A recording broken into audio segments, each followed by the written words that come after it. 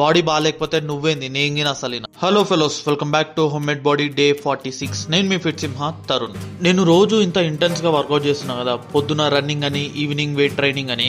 ఎందుకో తెలుసా, నేను స్కూల్లో ఉన్నప్పుడు 8th క్లాస్ అనుకుంటా, నా పొట్టను చూసే చాలా గిల్టీగా అనిపించేది. నా ఆర్మ్స్ ఇంకా లెగ్స్ ఇంకా నా బాడీలో చాలా వరకు పార్ట్ సన్నగా అనిపించేది, కానీ పొట్టకాడ మాత్రం ఇట్లా ఫ్యాట్ అనిపించేది, చూడనీకి గలీజ్ కొట్టేటోడిని. దాన్ని స్టబన్ ఫ్యాట్ అంటారని నేను ఫిట్నెస్ ఫీల్డ్ లోకి వచ్చినాక తెలిసింది. నేను అప్పటి నుంచే కరాటే అని, రన్నింగ్ అని, సైక్లింగ్ అని, రోప్ జంప్ అని అన్ని చేసిన, కానీ ఎందులో డిసిప్లిన్ గా లేను, కన్సిస్టెంట్ గా అస్సలు లేను. కానీ లాక్డౌన్ వచ్చినాక మొత్తం మారిపోయింది. నేను ఇంట్లో ఖాళీ కూర్చున్నట్టు నన్ను నేను చూసుకుంటే మస్తు గిల్టీగా అనిపించేది. అందుకనే నేను ఫిట్నెస్ అనేది స్టార్ట్ చేసిన, ఇంట్లోనే వర్కౌట్ చేసుకోవడం స్టార్ట్ చేసిన. లాక్డౌన్ తీసేసినాక జిమ్ గిన జాయిన్ అయినా, కానీ ఒక 3 నెలలు అయిపోయినాక మళ్ళీ పైసలు కట్టాల్సి వచ్చేది. నాకు మా పేరెంట్స్ ని పైసలు అడగాలంటే ఎట్లనో ఉంటది, అందుకనే ఇక జిమ్ గిన బంద్ చేసిన. నా కాలేజ్ అయిపోయినాక జాబ్ జాయిన్ అయినా, ఇండిపెండెంట్ గా ఉండడానికే. అట్లని జిమ్ గిన చేయొచ్చు, మంచిగా నా శాలరీ తోటి నేను ఫీజు కట్టుకోవచ్చు అని. కానీ నా షిఫ్ట్స్ ఇంకా బద్ధకం వల్ల అప్పుడుకి కన్సిస్టెంట్ గా ఉండలేకపోయినా.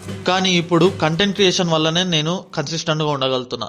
ఎందుకంటే నా బాడీ మంచిగా ఉంటేనే ఎవడైనా నా మాట వింటాడు. బాడీ బాగాలేకపోతే నువ్వేంది నేంగిన అసలు. అట్లా నాకు ఫిట్ గా ఉండడం ఇంకా బాడీ ఒక షేప్ లో మెయింటైన్ చేయడం అంటే ఇష్టం.